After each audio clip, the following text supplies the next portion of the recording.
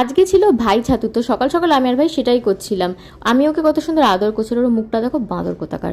আর আজকে তো অনেক কিছু খাওয়ার নিয়ম, তো মা এদিকে তেতো ডাল করছিল। তারপর আমার ফোন এলো, পিসি চন্দ্র জুয়েলার্সের একটা দাদার অ্যাড্রেস জানতে চাইলো।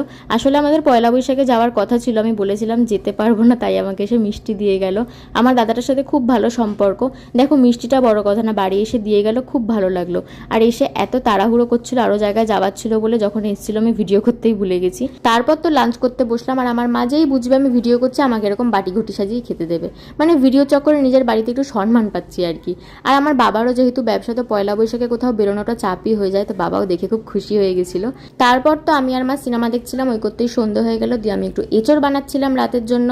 তারপর আমার বন্ধুরা এসেছিলো, ওদের জন্য বানিয়ে নিলাম একটু লস্যি। আর প্রত্যেক বছর পয়লা বৈশাখে আমাদের বাড়িতে এরকম বানানো হয় দড়িতে বেঁধে বেঁধে, তো ওটাই আমি আর বাবা বানাচ্ছিলাম। কেন হয় সেটা আমি জানি না। তারপর ডিনার করে নিলাম। তো চলো, ভিডিওটা ভালো লাগলে লাইক অ্যান্ড সাবস্ক্রাইব করে দিও। আজকের মতো টাটা।